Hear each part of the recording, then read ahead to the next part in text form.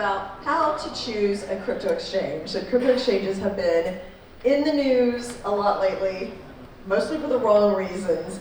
But maybe we've learned some lessons. What are some red flags? How do you choose one? Make sure your money's safe, make sure it's diversified. So let's start with the panel. So how important is the location to pick a crypto exchange? Like, does that matter at all? Or because this industry is so global, you can pick one from anywhere in the country. So anybody want to chime in on that? You want to start and we can all go? No, go ahead. You start and then we'll kind of get everybody's point of view. Okay, so good morning everybody.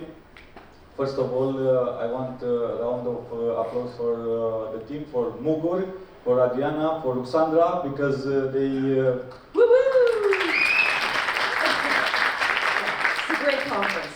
They make this happening, and I really feel that yesterday and today, in the history of mass adoption, we put a lot of bricks here, because I saw a lot of people, a lot of enthusiasm, especially at the party last night. It seemed like a good idea last night to stay one more hour, but I don't think it was. Thank you for saying that. It's really important. So, coming back to the panel, I think in those days it's important because we have a lot of things global, but also local flavors. In television, it's a rule. It's called the man and the place, and it's well known that the people are sometimes, very often, more interested about the news that are happening in their area and not very, very far away. All of us experience, I don't know what, the Turkish earthquake few weeks, month ago, and it's not the same that it's happening here. So I think it's almost the same with the crypto exchanges. We like the global ones, but it's an entire ecosystem, and we also need the local flavors. So it has to do with the regulatory compliance, right? That's the key to make the crypto adoption massive for everyone, because the nature of the blockchain is decentralized and global. However, without the regulatory compliance locally, we won't be able to grow that fast and to be fully legal and compliant in every country. So that's why, back to your question about the location, it's very important to understand the local regulation and comply with this, and also be local community and local user focused. Yeah. And KYC and AML, do you have any thoughts about that? What should people look for regarding that? Well, I'll just be very fast on the location part. As a user, it should not matter that much to you, except if you are having regulatory issues.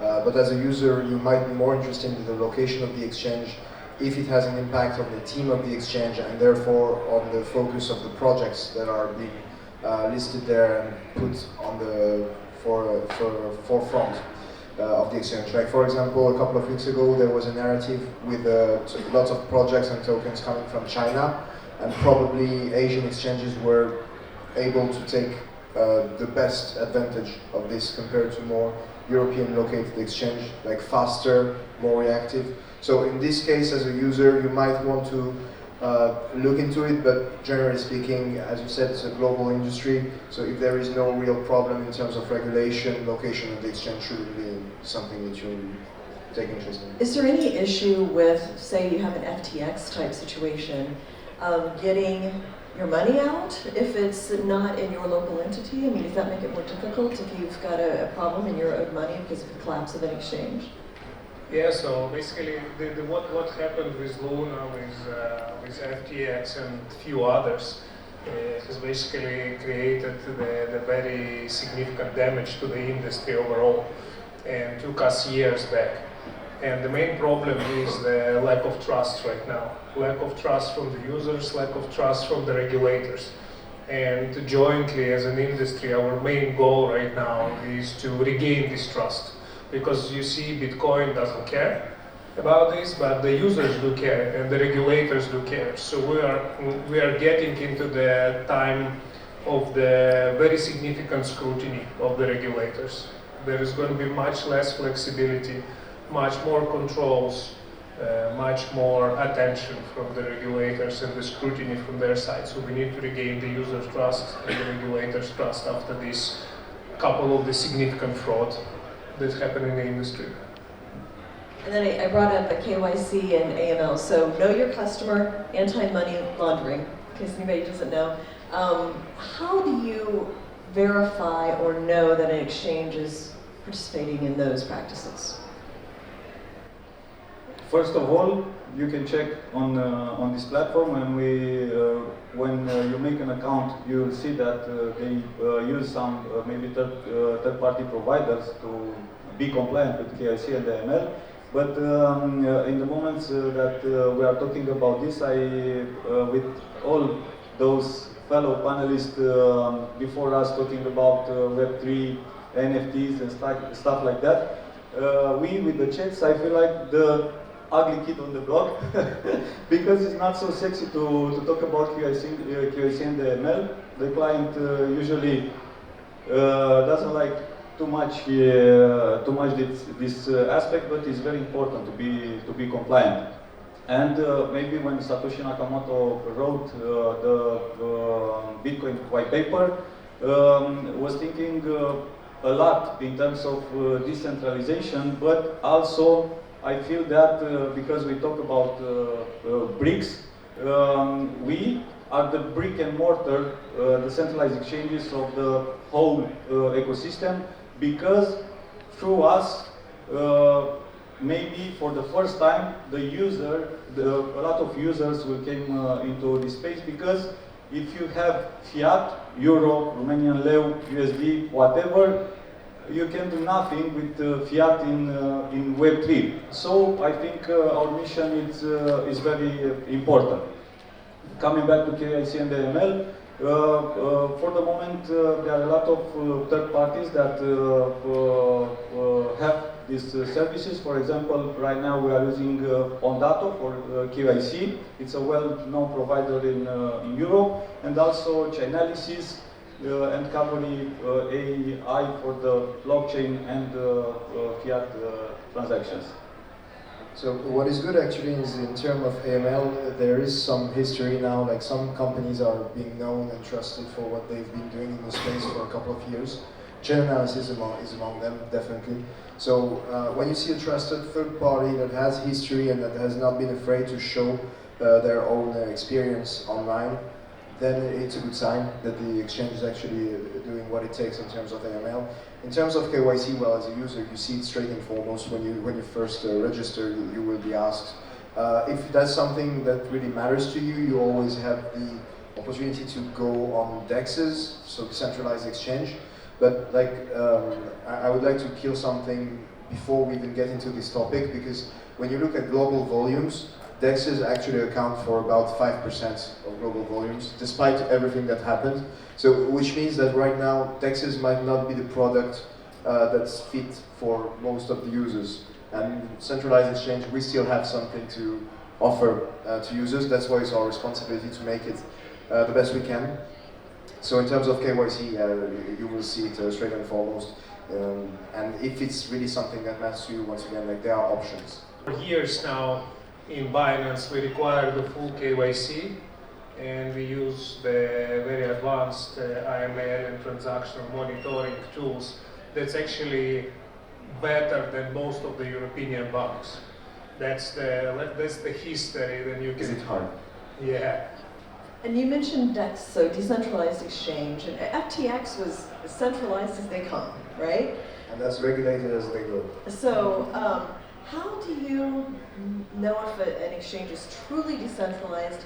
How can you determine whether you should put your crypto in a centralized exchange or a decentralized exchange? There are pros and cons, right?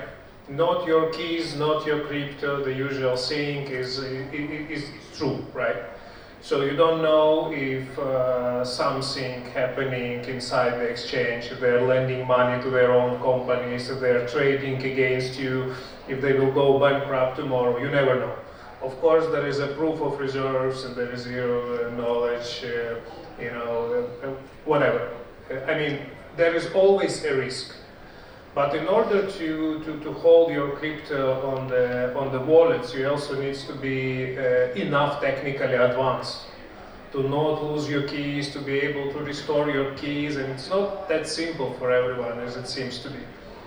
Whether in the centralized exchange, whatever happens, you can always get your keys back, you can restore your account, etc.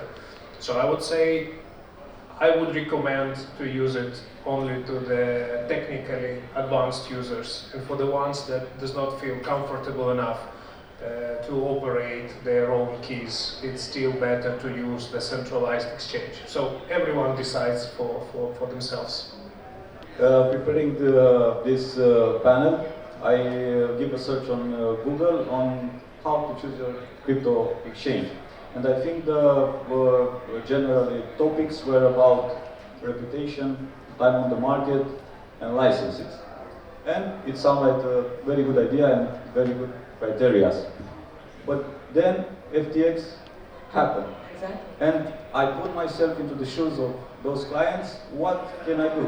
Who can I trust?